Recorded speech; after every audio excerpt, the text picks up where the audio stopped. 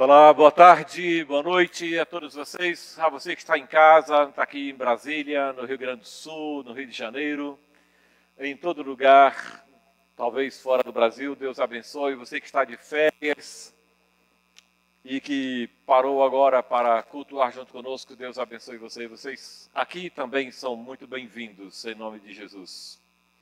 Eu espero que sua semana tenha sido boa e espero que hoje você saia com aquela sensação que você saia dizendo: valeu a pena ter estado aqui. Quero convidar você a abrir sua Bíblia. Abrir Bíblia também quer dizer achar, está aí no seu aparelho. O texto de Atos, capítulo 15. E nós vamos ler parte do capítulo 15, parte do capítulo 16. Para você que está usando a Bíblia da igreja, página 1541. Para você que não está usando a Bíblia da igreja, que Deus ajude você a achar a referência. Atos capítulo 15, versículo 36. Algum tempo depois, Paulo disse a Barnabé: vamos voltar e visitar os irmãos em todas as cidades que já anunciamos a palavra do Senhor. Vamos ver se eles passam bem. Barnabé queria levar João Marcos. Paulo não queria, pois Marcos não tinha ficado com eles até o fim da primeira viagem, mas havia deixado quando eles estavam na província da Panfília. Por isso eles tiveram uma discussão tão forte e chegaram a se separar. Barnabé levou João Marcos consigo e embarcou para a sua terra, para a ilha de Chipre, enquanto Paulo escolheu Silas e seguiu viagem, depois que os irmãos naturalmente o abençoaram e entregaram aos cuidados do Senhor. Paulo atravessou a província da Síria, atravessou a região da Cilícia, dando forças à igreja. Paulo chegou às cidades de Derbe e Listra. Em Listra morava um cristão chamado Timóteo. A mãe de Timóteo, uma cristã, era da raça dos judeus, mas o pai de Timóteo não era judeu, era grego. Todos os irmãos que moravam em Listra e Icônio falavam bem de Timóteo. Por isso Paulo quis levá-lo consigo e por isso também o circuncidou, pois todos os judeus daquela região sabiam que o pai de Timóteo não era judeu e, por conseguinte, não tinha circuncidado a Timóteo.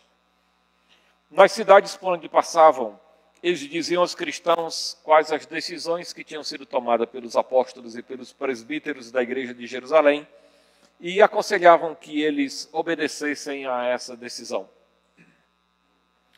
Assim, as igrejas dali ficavam mais fortes na fé e o número de cristãos aumentava a cada dia. Como o Espírito Santo não deixou que anunciassem a palavra na província da Ásia, atravessaram a região da Frígio-Galácia, parte daquilo que é hoje a Turquia. Quando chegaram perto do distrito da Mísia, tentaram ir para a província da Bitínia, que também Turquia, mas o Espírito de Jesus não deixou. Então atravessaram a Mísia, chegaram à região de Troade, e naquela noite Paulo teve uma visão.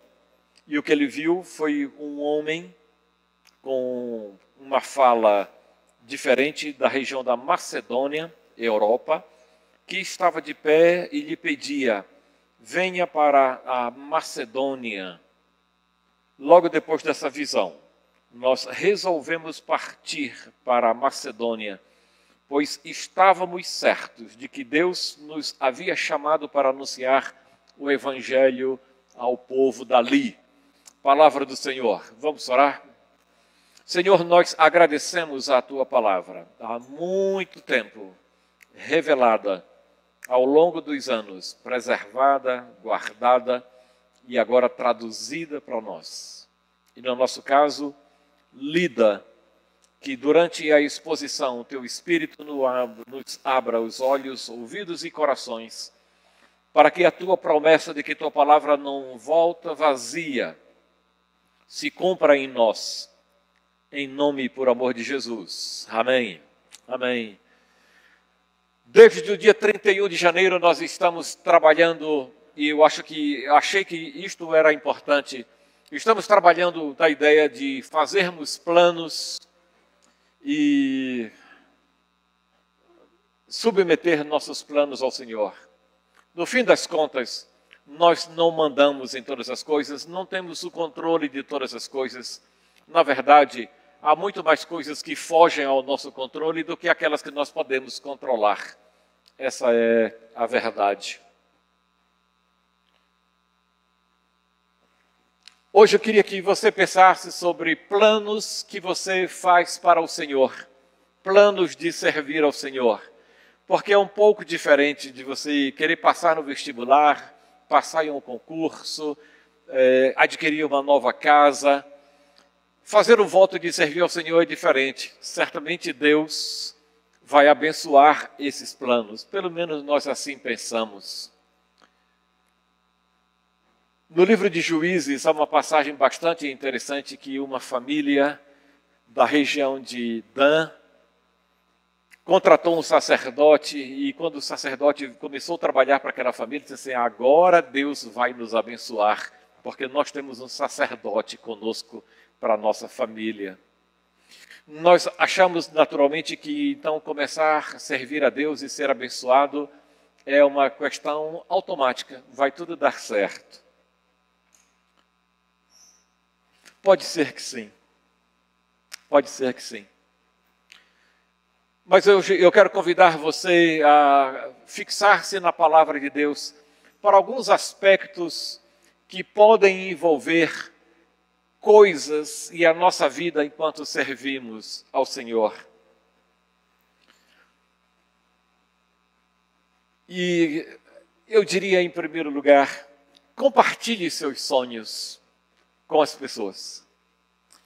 Nós aprendemos que, às vezes, quando estamos sonhando com uma coisa boa, a gente não deve compartilhar, senão agora, não é verdade?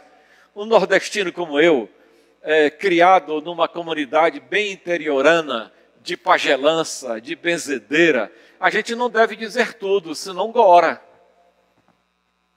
A gente não pode abrir o jogo de tudo, porque Satanás está vendo. E ele pode começar, então, a trabalhar conosco. O texto que nós lemos começa com gente compartilhando sonho. O versículo 36, o apóstolo Paulo disse a Barnabé, vamos voltar a ver os irmãos que nós visitamos e que Deus trouxe a conversão na primeira viagem missionária. E aí eu quero chamar a atenção com aquilo que eu chamo de tenha cuidado com o óbvio. Tenha cuidado com o óbvio.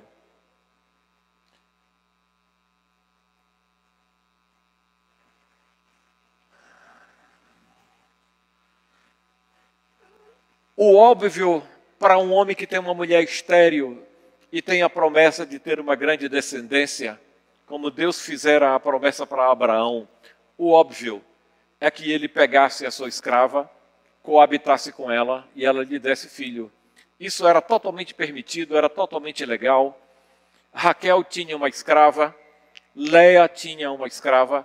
As escravas de Raquel e de Léa foram também esposas de Jacó. É natural, normal. Era óbvio, o mais óbvio para Abraão era tomar a sua escrava e no dia do parto, Sara está do lado dela, provavelmente ajoelhada do lado dela como obstetra, e na hora que o menino nascesse, ela estando ajoelhada ali, era como se ela tivesse tido o neném e recebesse como dele. O óbvio para Sansão era que Deus o colocou como vitorioso sobre os filisteus. Era óbvio para Sansão, depois de ter passado a vida ganhando das batalhas dos filisteus, era óbvio que a próxima batalha ele ia ganhar. E quando um dia Sansão despertou do sono, ele disse: eu vou arrebentar com esses filisteus como eu sempre fiz. É óbvio, porque Deus sempre me deu vitória sobre os filisteus. O mais óbvio para ele era pensar: eu vou ganhar essa batalha como eu ganhei todas as outras das vezes anterior. O óbvio para Davi, o rei de Israel, que reinou 40 anos, que mora agora no palácio e está tudo certo, qual era o óbvio para Davi? O óbvio para ele era trazer a arca que estava fora dos seus domínios. O óbvio para ele era trazer aquilo que representava a presença de Deus agora para a cidade de Jerusalém. E ele quis trazer a arca, ele intentou trazer a arca. O seu coração pedia para ele trazer a arca, porque isso era óbvio, era o certo a fazer. Acontece que, quando ele quis trazer a arca, ele imitou o gesto dos filisteus e não fez como Deus queria. Ele achou que só fazer o óbvio era o que bastava, mas não bastava. Davi soube que quando a arca estava no território filisteu, eles fizeram um carro de boi, colocaram 2 vacas puxando o carro de boi, colocaram a arca em cima, e a arca andou quilômetros até a fronteira da terra de Israel. Davi, quando quis trazer a arca, ele imitou os filisteus. Ele fez um carro, colocou 2 bois, puxando o carro, colocou a arca em cima, e no caminho, já tinha uma poesia chamada "No meio do caminho existia uma pedra". Existia uma pedra no meio do caminho. Só que Davi não contava com isso, com a pedra no meio do caminho. É como se Carlos Drummond de Andrade tivesse vivido no tempo ou antes de Davi para escrever a sua poesia. O carro passou naquele meio quebra-mola, tombou, e Uzá tentou segurar a arca. E aquilo que parecia óbvio para Davi passou a ser um desastre na vida dele. Uzá morreu. Davi ficou com medo de Deus. O tempo se passou e ele aprendeu que a arca de Deus não era para ser carregada em um carro, mas sobre os ombros dos sacerdotes coatitas. A segunda vez que ele tentou fazer, não era mais óbvio. Era óbvio agora que nem sempre o óbvio está certo. O óbvio para ele é que era certo fazer da forma que Deus havia mandado. Mas o costume faz com que a gente pense em fazer aquilo que é mais prático. Davi achava que, já que tudo estava correndo bem na vida dele, ele devia construir também um prédio para o Senhor. Mas não era assim. Davi pensou também em entregar para seu filho um reino onde a vizinhança estava dominada e também um censo onde Salomão pudesse ter a noção da força política e econômica e também força militar bélica que ele poderia ter. Daí Davi mandou fazer um censo. Mas fazer o censo, construir um prédio para o Senhor, trazer a arca para Jerusalém, é o óbvio. Mas nem sempre o óbvio é aquilo que Deus quer que seja feito.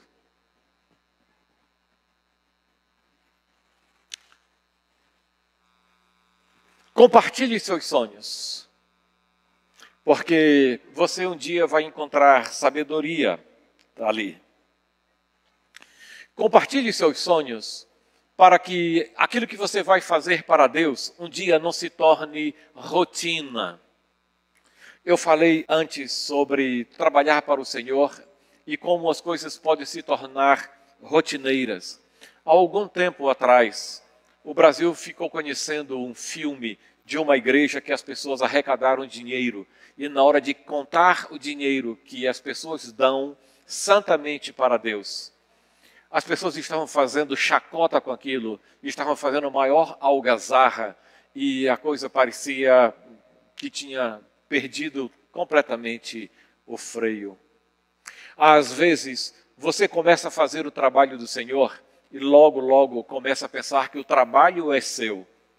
Você começa a trabalhar em um ministério e o ministério começa a dar certo. E logo, logo você pensar que o ministério é seu, que você manda nele e que todo mundo tem que se dobrar diante de você porque o seu ministério está dando certo.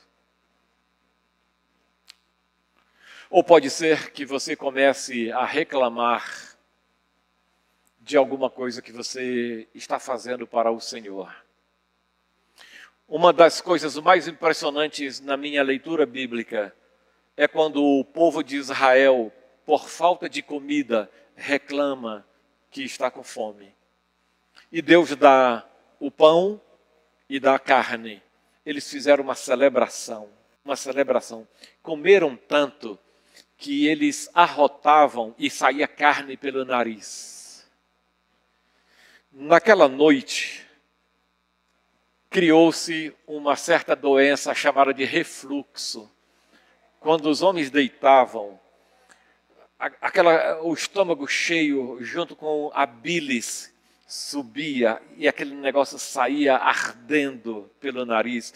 Vocês sabem do que eu estou falando, não é? Anos mais tarde, eles se enojaram das coisas que eles estavam comendo. E eles reclamaram da comida que Deus dava para eles. A comida que um dia eles celebraram como sendo de Deus. O costume de comer aquilo todos os dias fez com que eles perdessem a noção da santidade que era comer uma coisa que Deus dava. E eles chamavam aquele pão agora de um pão miserável. Eles não só deixaram de agradecer a Deus, mas eles começaram a xingar a comida que Deus dava para ele. Nem sempre o óbvio nos leva para mais perto de Deus. Além de você ter cuidado com o óbvio, eu recomendo então que você também respeite outras pessoas que vão trabalhar com você. O texto começa dizendo: Saulo disse a Barnabé. Uma relação bastante interessante aqui, porque o trabalho missionário destes dois homens de Deus começou no capítulo 13, a partir do versículo 1. No versículo 2, Deus disse: separem a mim Barnabé e Saulo. E depois que eles foram, oraram, jejuaram, foram comissionados, saíram Barnabé e Saulo. No capítulo 14, a figura de Barnabé, que já era reconhecida pela igreja de Jerusalém, por isso mandaram-no para Antioquia, e ele era respeitado entre os apóstolos. No capítulo 14, versículo 12 de Atos, a figura de Barnabé é paradigmática. É ele quem é respeitado. Na versão bíblica diz que chamavam a Barnabé de Zeus, o principal deus do panteão grego, o maior deus, o deus dos deuses grego. Barnabé é Zeus, era a Barnabé que eles respeitavam. E a Paulo chamavam de Apolo, que também entre o panteão grego, Apolo é filho de Zeus, mas em importância é menor do que ele. Na nossa tradução, capítulo 14, versículo 12 de Atos, você pode ver, chamavam Júpiter, é o nome do deus romano. Júpiter, para o romano, é o Zeus, para o grego. E chamavam de Mercúrio a Paulo. Só que agora no capítulo 15, Paulo se acha o rei da cocada preta. Paulo está se achando a bala que matou Kennedy. Ele está se achando o bambambam. Agora, ele não precisa nem da chamada de Deus. No capítulo 13, Deus disse: separem para mim Barnabé e Saulo. Agora ele está tão cheio de si que ele não precisa mais da chamada de Deus. E aquele que antes era chefe, colocado por Deus, Paulo quer colocá-lo agora numa posição de subalternidade. Paulo disse para Barnabé: até aí tudo bem. Acontece que quando Barnabé disse: ok, beleza, vamos levar a Marcos. E aí Paulo já disse: não, isso não. nunca, jamais. E como Barnabé talvez tivesse insistido, eles brigaram com isso. O contexto de Atos, capítulo 15, o final do capítulo 15, resulta de uma grande luta e uma grande disputa que o apóstolo Paulo teve com os líderes de Jerusalém, com os apóstolos de Jesus Cristo, com os presbíteros da igreja e com toda a igreja da cristandade naquele tempo. Quando você lê o livro de Gálatas, ele diz assim: quando eu saí para pregar o evangelho, eu não consultei carne e sangue. Eu não consultei ninguém. Eu fiz a coisa do jeito que eu achava. E quando Paulo se encontrou com Pedro em Antioquia, ele disse assim: eu repreendi Pedro cara a cara. Eu repreendi a ele na frente de todo mundo. Paulo tinha ascendido aos píncaros da sua posição aqui. Ele se achava inexpugnável, maior do que todo mundo, maior do que os apóstolos, maior do que Pedro, maior do que Barnabé. Ele dizia: quando eu fui para Jerusalém, eu não quis saber de nenhum dos apóstolos. Eu me encontrei mais ou menos com Tiago, que era o pastor da igreja, mas isso foi muito rápido. O que está acontecendo aqui é que Paulo se acha inexpugnável. Ele se acha dono da verdade. Ele se acha o bambambam. E ele diz então para Barnabé: vem comigo. Mas se você for servir, tem que servir do meu jeito. Agora eu dou as ordens. Eu digo para onde ir. Eu digo como fazer. Eu digo quem deve estar comigo. Eu digo também quem deve estar fora. Conhece alguém assim?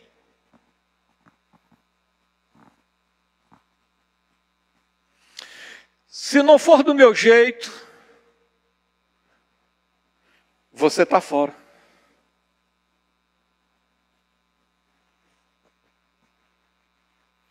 Ditadores no Evangelho de Jesus.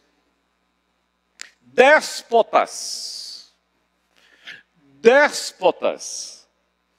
No contexto, Paulo quer mandar em Deus. Logo, logo a gente vai ver isso. Ele não precisa de outra chamada de Deus. Deus já me chamou. Ele sabe o que é para fazer. Agora, sabendo o que é para fazer, ele tem que dizer para os outros como fazer. Mas ele também se acha que sabe mais do que Deus. E Deus vai mostrar para ele que não é bem assim. Não é bem assim. Compartilhe seus sonhos, mas tenha cuidado com a obviedade. Nem sempre a obviedade é tão óbvio ou tão óbvia assim. Depois, respeite as outras pessoas. Mais tarde, graças a Deus, quando ele escreve a carta aos Coríntios, ele se diz companheiro de Barnabé e Barnabé companheiro dele. Quando ele escreve a carta para Timóteo, ele diz: quando você vier, traze a Marcos, porque me é útil para o Evangelho. Ao longo do tempo, o apóstolo Paulo aprendeu a importância de Barnabé e aprendeu a importância de João Marcos na vida dele. Quando ele escreveu a carta aos Colossenses, ele disse: Marcos, que está comigo, manda saudações para você. Dito isso, vamos adiante no nosso texto. A partir do momento que Paulo se vê sem nenhum companheiro, ele começa a ver a necessidade de aceitar a companhia de outras pessoas consigo. E a primeira pessoa que ele chama, então, é Silas. Ele convidou Silas.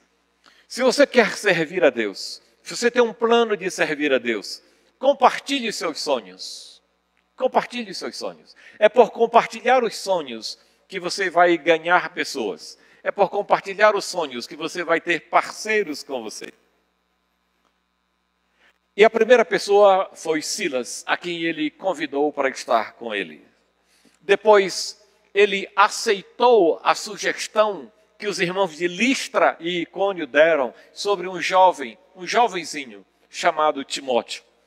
Ele chamou Silas, Ele aceitou a sugestão de Timóteo ir com eles, logo no capítulo 16.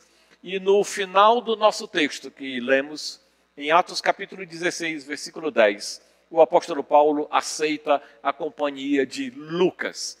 Então, o que nós temos agora, numa viagem que Paulo queria ir sozinho com ele e Barnabé, termina depois desta reviravolta, estando ele, Silas, Timóteo e Lucas. Ele que pensava em apenas 2 pessoas, agora ele é 4. Ele é 4 ou eles são 4? Ele é 4. Fica assim. Depois vocês resolvem. Quando ele pensava que podia trabalhar única e exclusivamente com Barnabé, agora que ele compartilhou os sonhos, agora que a bola baixou, ele passou a ser 4. Ele dobrou o número de pessoas que trabalham com ele. E seu ministério foi maior por causa disso. Aceite a presença de outras pessoas. Inclua outras pessoas nos seus planos. Depois, eu gostaria de dizer, além de você compartilhar seus sonhos e de você aceitar outras pessoas, eu diria também, abra-se para opiniões diferentes da sua. Esteja aberto para opiniões diferentes da sua. No versículo 6, o apóstolo Paulo, já tendo aceitado a sugestão de Timóteo estar com ele, ele disse: o Espírito Santo não deixou que ele anunciasse a palavra na província da Ásia. Então, ele foi para outra região. Mas quando chegaram naquela segunda região, o Espírito também não permitiu que ele pregasse o Evangelho. Então, ele viajou pela 3ª vez, foi para Troade. Ele ainda quer mandar em Deus. Ele já achava que mandava em Barnabé, e agora ele acha que quer mandar em Deus. Só que Deus tem o seu jeito de trabalhar com ele, conosco, comigo. Ele quer pregar o Evangelho na Ásia. O Espírito não deixa. Ele disse: então eu vou pregar o Evangelho na minha terra, na terra da Bitínia, onde hoje é a Turquia. Eu vou pregar o Evangelho ali. O Espírito também não deixou que ele fosse. Alguma coisa aconteceu, mas ele viajou para uma 3ª localidade, e Deus então apareceu à noite e disse: meu filho, você está parecendo Balaão. Já ouviram falar sobre Balaão? Já leram a história dele? Balaão era assim, disse assim: eu sou bom. Balaão disse: eu sou bom. Eu sou um profeta de cepa. Eu sou o cara de Escol. Escol. Escreve-se com E. Para que depois alguém não escreva um e-mail dizendo assim: a mensagem foi boa, pena que você está fazendo propaganda de bebida. Eu estou falando de Escol, de onde vem a palavra escolhido. Balaão se achava assim. E Deus disse assim: vá, mas só diga o que eu disser para você. Mas Deus teve que aparecer várias vezes para Balaão, porque ele estava metendo os pés pelas mãos. Ele sempre queria dar um jeitinho de fazer. E quando Deus deu uma aliviada, Balaão deu seu próprio conselho para a turma, para prejudicar o povo de Deus. Paulo, ainda agora eu falei que Paulo se achava que ele tinha direito até de mandar em Deus na sua vida. Paulo quer pregar o Evangelho, Paulo quer fazer a obra de Deus, mas ele quer fazer do jeito dele. Ele quer pregar onde ele quer. Ele quer ir onde der na telha. Ele já selecionou as pessoas, mas agora diz assim: Deus, eu vou te servir, mas eu vou te servir na Ásia. E Deus disse: não. Então é o seguinte, Deus, eu vou te servir na Bitínia, que é um lugar perto de onde eu nasci, está tudo beleza, está tudo dominado, perfeito. E Deus disse: não. Disse: então eu vou atravessar todas essas terras, vou para uma outra direção. Ele foi para a direção leste, foi para Troade, Ele disse assim, agora eu acho que Deus está querendo que eu pregue aqui. Deus, aqui é o lugar onde eu vou te servir. E aí Deus lhe aparece à noite, com um jovem falando uma língua que parece que ele não entendia muito. Ele ficou perturbado com esta visão e de manhã ele compartilhou com seus companheiros. E a decisão não foi mais de Paulo. A decisão diz assim, logo depois dessa visão, nós resolvemos partir para a Macedônia. Depois desta visão, nós decidimos. Não é mais Paulo quem decide. Não é mais Paulo que manda nos companheiros. Não é mais Paulo que manda em Deus.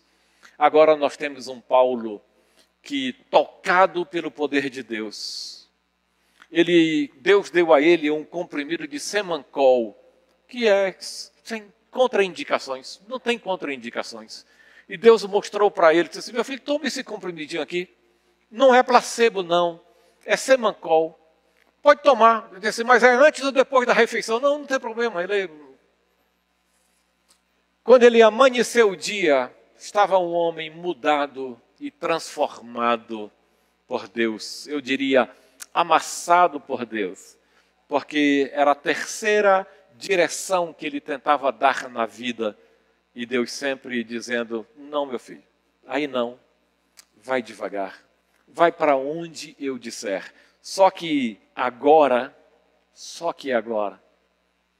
não é mais Paulo quem decide, são seus companheiros. Nós decidimos que a vontade de Deus é que fôssemos para aquela determinada região. No capítulo 9, nós conhecemos um homem que achava que servia a Deus. E ele foi de Jerusalém para Damasco para perseguir os cristãos. Ali, o Senhor o jogou por terra. Ele ficou cego 3 dias e depois ele aprendeu o que fazer. Agora convertido, ele quer continuar fazendo as coisas. Ele quer servir a Deus, mas quer que Deus faça do jeito dele, porque ele é muito bom.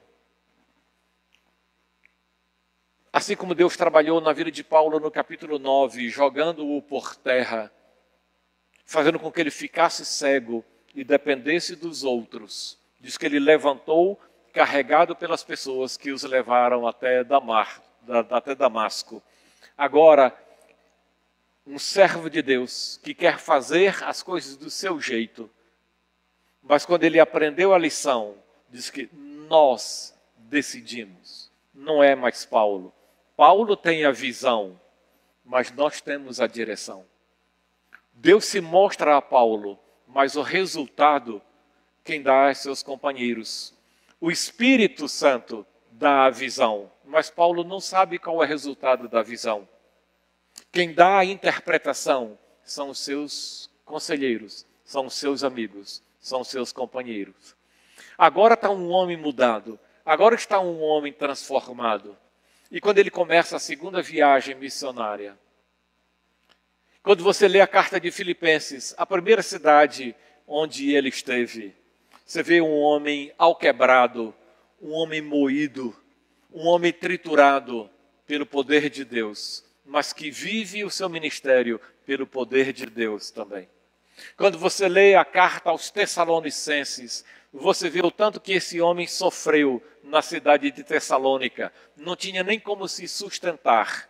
E ele começou a aprender a depender dos outros, ou viver sem nada. Ele disse assim, eu aprendi a ter tanto fartura quanto falta de coisa, porque agora eu posso todas as coisas naquele que me fortalece. Um homem que começou querendo mandar em Deus, um homem que começou mandando nos outros, agora aprendeu de Deus ter tudo e ter nada ao mesmo tempo, porque ele só tem Deus que o sustenta e o orienta em todas as coisas. Quando você lê a carta que ele escreveu aos Coríntios, ele disse, vocês sabem que eu estive no meio de vocês com temor e grande temor. E eu estava com medo. No capítulo 18 de Atos, Nesta viagem, o Senhor aparece para Paulo e diz: não temas, eu estou contigo, você não vai morrer, não vão matar você, não tenha medo, eu vou livrar você de todas as coisas. Quanta diferença, meus irmãos, quanta diferença é quando nós nos achamos autossuficientes. Quanta diferença quando nós achamos que somos capazes de fazer todas as coisas. E quando nós nos achamos o epicentro, achamos que todas as pessoas devem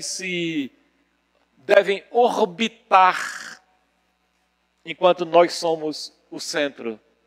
Nós não somos o centro. Você não é o centro. Deus é o centro. Jesus é o centro. É Ele quem manda. O objetivo de Deus é fazer com que você aprenda estas coisas. Aprenda que eu também aprenda estas coisas, para que o poder venha somente dele, completamente dele.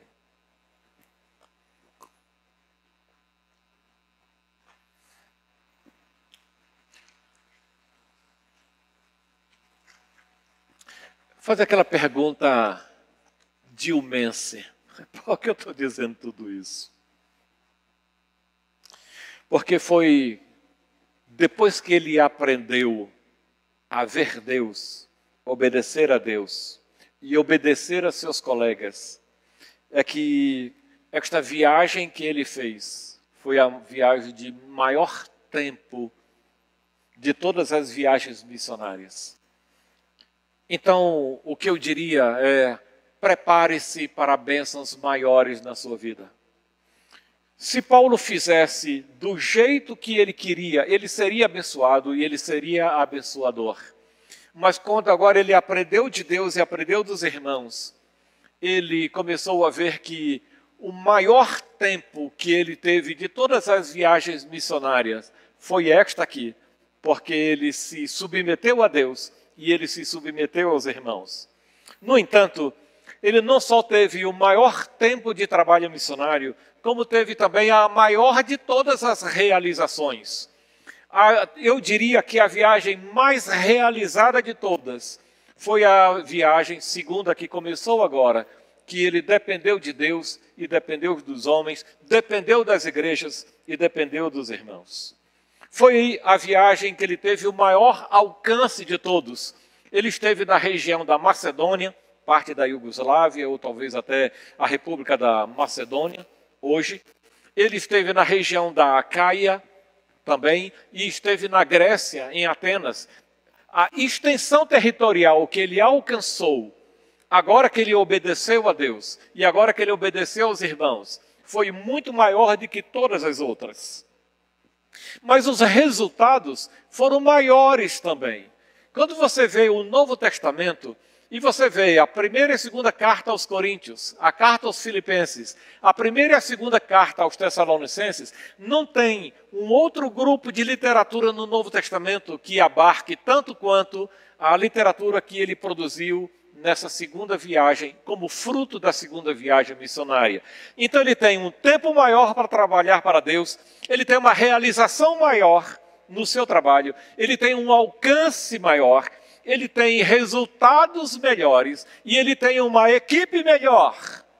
O que eu quero dizer então é que quando você se submete a Deus, quando você quer servir a Deus, mas se submete a Ele, Deus vai fazer com que você sirva a Ele num tempo maior. E você não vai se cansar. Eu li semana passada de um pastor que foi jubilado e ele disse assim: mas vocês pensam que eu vou me aposentar? Não vou me aposentar. Não vou me aposentar. Um ex-professor meu está com 96, 95 anos de vida agora. Ele está pensando em começar uma nova igreja. Porque aquele que confia no Senhor renova as suas forças, voa como águias. A única forma de você ter sua força renovada, seu tempo aumentado, é quando você se submete ao Senhor e trabalha com outras pessoas. Você tem um tempo maior, você tem realização maior, você tem alcance maior, porque Deus vai fazer você ir em lugares que você nunca pensou em ir. Mas você tem resultados maiores, resultados melhores, e você tem uma equipe maior. Você tem ajudantes que podem fazer uma porção de coisa. Quando Paulo saiu de Tessalônica, ele não pôde mais voltar naquela cidade. E ele ficou preocupado com isso. Sabe o que aconteceu? Ele pegou uma pessoa da sua equipe, Timóteo, e mandou para lá. Ele não podia estar em Tessalônica, mas seu companheiro Timóteo podia estar. O que eu quero dizer é quando você serve a Deus, quando você planeja servir a Deus, não planeje servir sozinho. Não planeje fazer todas as coisas achando que todo mundo vai orbitar em volta de você. E que talvez você queira mandar em Deus. É fácil para nós fazermos planos e entregá-los para Deus e dizer assim, está aqui meu plano, abençoa-o. Melhor assim, está aqui os planos. O Senhor pode abençoar, mas o Senhor pode fazer muito mais. Foi isso que nós aprendemos quando lemos o livro de Efésios. Ele pode fazer muito mais do que pensamos ou pedimos, porque Ele é maior do que nós. Ele é maior do que nossos planos. Ele é maior do que a nossa vontade de servi-lo. Tem coisas maiores para você e para mim. Não pensemos, então, que só o fato de você querer servir a Deus basta. É bom que você queira servir a Deus, mas é bom também que você queira servir a Deus conforme os moldes de Deus. Que você, então, compartilhe os sonhos, que você aceite pessoas trabalhando com você, que você aceite conselhos de pessoas, e logo você vai ver que você vai começar a ter realizações, você vai ter ações que você não imaginou, porque agora Deus está junto com você neste plano. Hoje, eu quero celebrar a Deus, porque como eu fiz de manhã, nós ficávamos pensando logo no início do ano com a mudança de Pastor Naldo e Pamela indo para Céu Azul.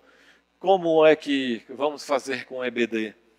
Graças a Deus compartilhamos o nosso sonho. O Senhor levantou Roberto e Marilda para nos ajudar na direção.